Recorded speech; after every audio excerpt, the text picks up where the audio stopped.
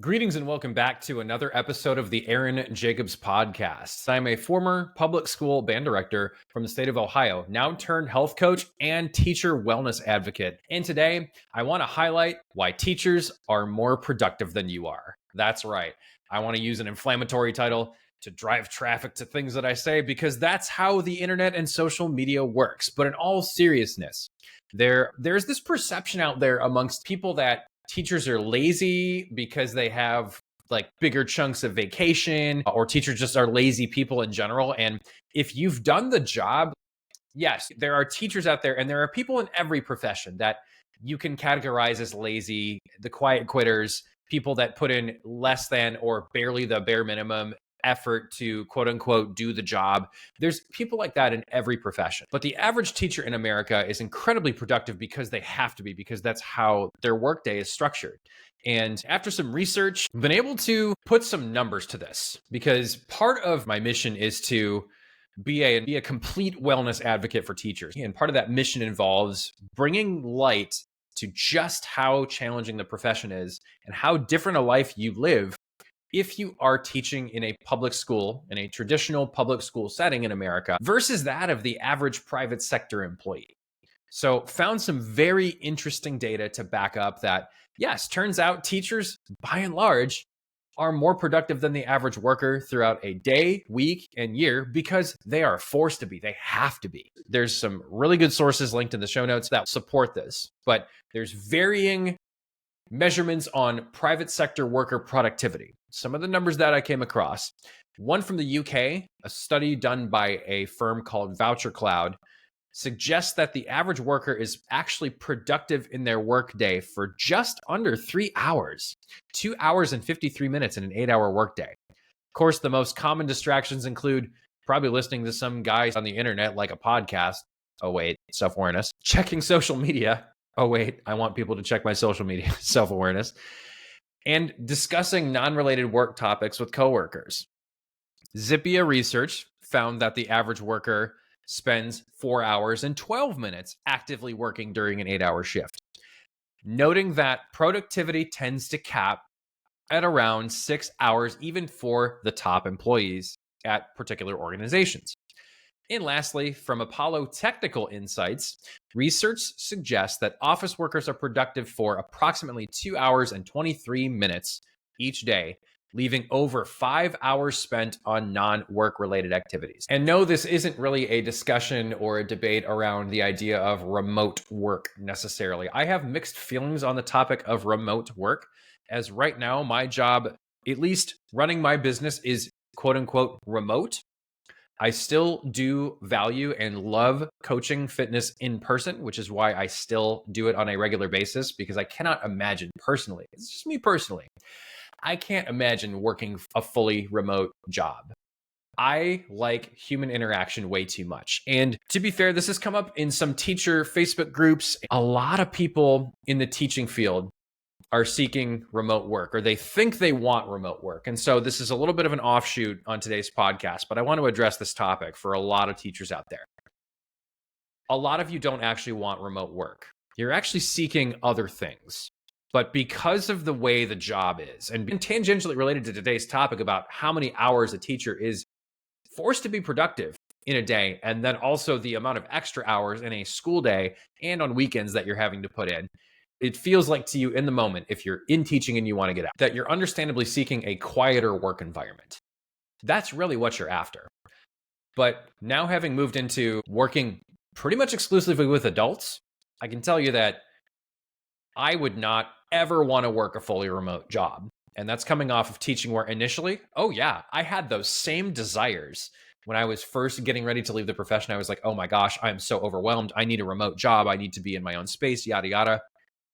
It turns out I actually don't feel that way, and having now made the transition. So for all my teachers out there that are listening, and especially because there's more of you that have now found me on Instagram very recently, this is not me shaming you for wanting remote work. This is me telling you that I understand where you're coming from, because I was there last year. Because of the amount of noise that goes on in a public school setting and how chaotic and noisy kids are, no matter their age, little kids, big kids, doesn't matter.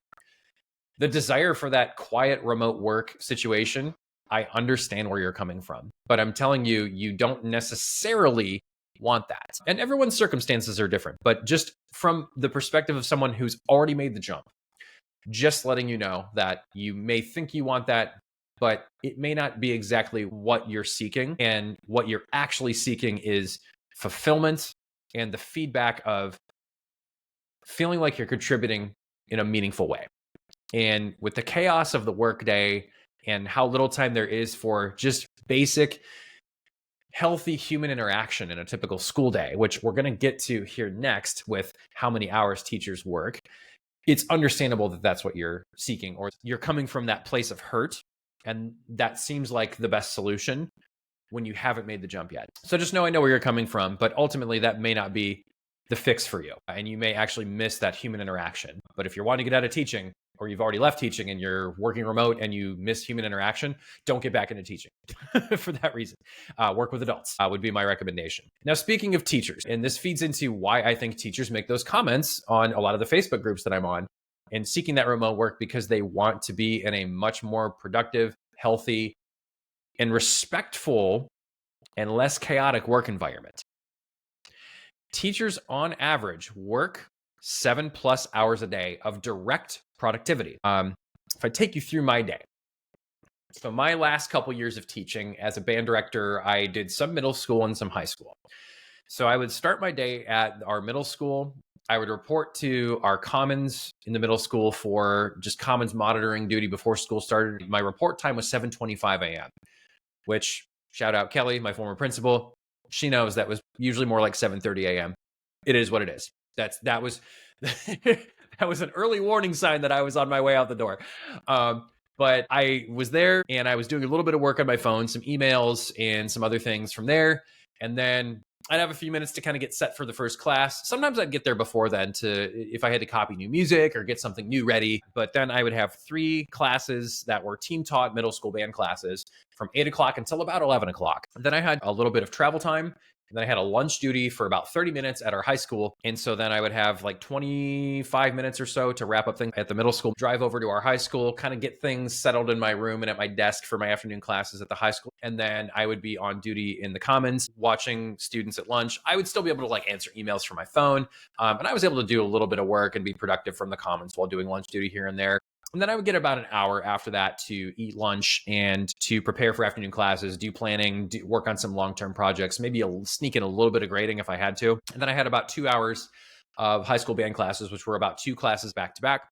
And then usually there would be some after school responsibilities outside of marching band season. I would usually stay and work with kids. It was part of my supplemental contract to get paid for this, but I would stay after, work with small groups for like solo and ensemble, coach kids on how to be better conductors to help prepare them to try out to be the next field commanders for the marching band.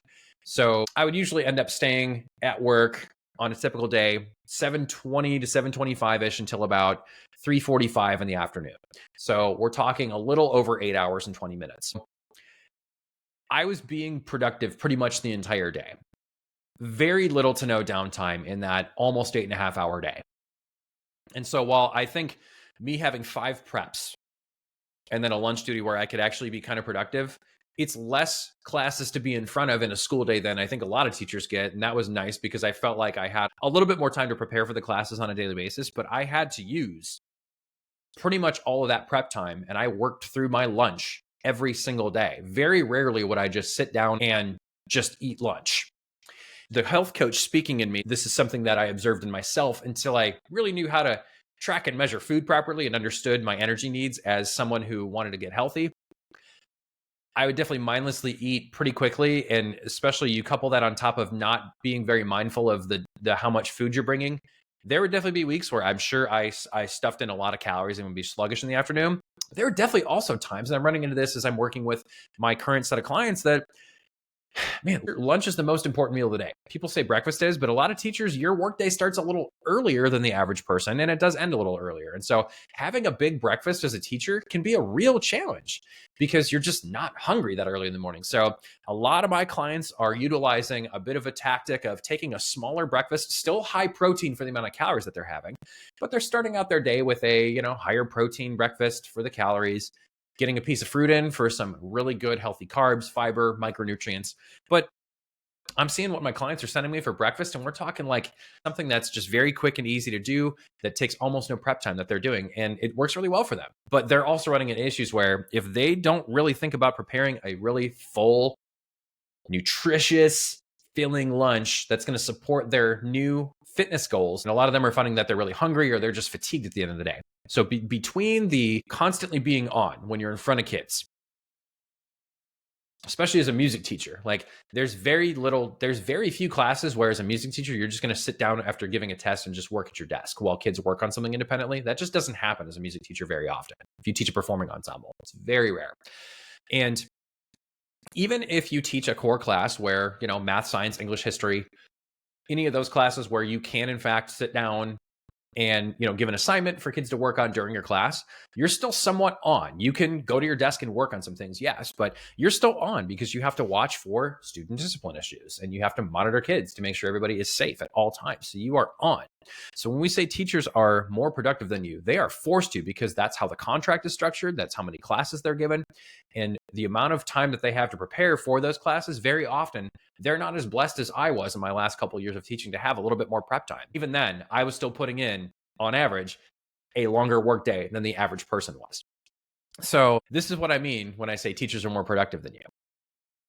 I think the average person would absolutely be flabbergasted if they tried to be productive and quote unquote on the way teachers have to be. Let's talk about how this translates not just into the average workday, but the average work week. So on average, teachers work about 53 hours per week, and usually about 15 of those hours are falling outside of their contracted obligations. Now, really good school districts, pretty much anything you did outside of contract hours that was an extra duty, there was a supplemental payment contract available for that. Not every state may be like this though. And certainly during the marching band season, I was putting in more than 53 hours a week. The average work week for a private sector employee is around 34 to 35 hours. This is based on statistics from the Bureau of Labor Statistics. The average weekly overtime only goes to about 4 hours. Again, BLS statistics.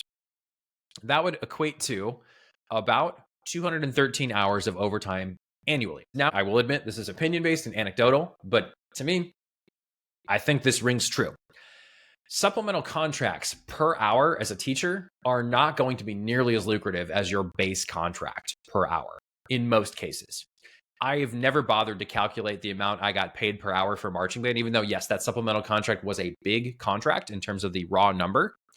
The amount of hours I was putting in, I would be like so distraught if I ever went back to calculate that number. It would just be sad. But with private sector employees, a lot of times you put in that overtime, you're making time plus a little bonus. Now, if we take a look at annual statistics, average total work hours for a teacher and a private sector employee across a typical calendar year.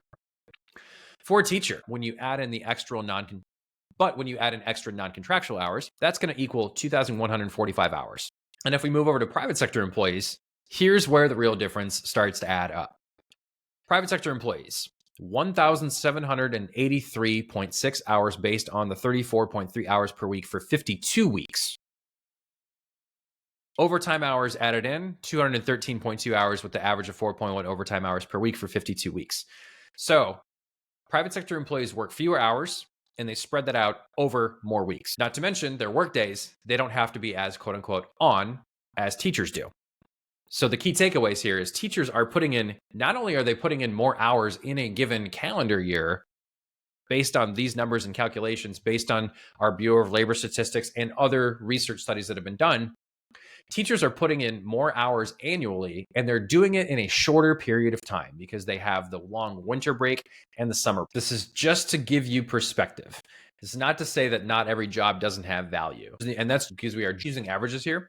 There are definitely people that work in other sectors of the economy that in terms of raw physical labor, like having to do manual physical labor, skilled tradespeople, there are definitely people that put in more hours than teachers, and it in some ways is more demanding than a teacher's job, to be fair. But this week's podcast episode is a bit more directed at the people who have pretty cushy jobs in the private sector that have no empathy for what teachers go through. And when you factor in the greater preponderance of unruly student behavior, defiance, narcissism because of social media consumption at earlier and earlier ages, and teachers having to be on to handle that. We just need a little bit more empathy for our teachers. And if we want teaching to be a more sustainable profession, more people need to understand this. What we've talked about today in terms of compressing the workload into a shorter time frame and teachers having to be on and on at a very high level, sometimes in a fight or flight state because of having to constantly be aware of student behavior so that hopefully nobody gets sued for a kid doing something stupid. That level of stress and fight or flight, you need to be aware of that. You need to empathize with people. And just saying that, oh, well, teachers need to be better prepared for that, that's not a solution. I have yet to attend a professional development session that can accurately prepare you for situations like that. There is no preparing for every kid's individual emotional outburst and tantrums and or the general chaos and unpredictability of kids. Like, you just think that you can just become a teacher and you can just handle kids like you're fixing an issue with a computer. You're dealing with human beings. It doesn't work like that. Teachers, I want you to feel heard on this episode. I want you to feel like you're being heard. And I've been there. I did it for 15 years. So I've lived it. I've lived what you feel. And for anyone that has not lived it or truly understood the stress and the toll that being in the classroom takes on you, sometimes you just have to put some real data and numbers to it to make a certain crowd of people understand. And I hope that today's episode does just that. Thank you all very much for listening to today's episode of the Aaron Jacobs podcast, where we talked about how teachers have to be really productive. So much so that they're more productive than the average worker. Everyone take care and be well.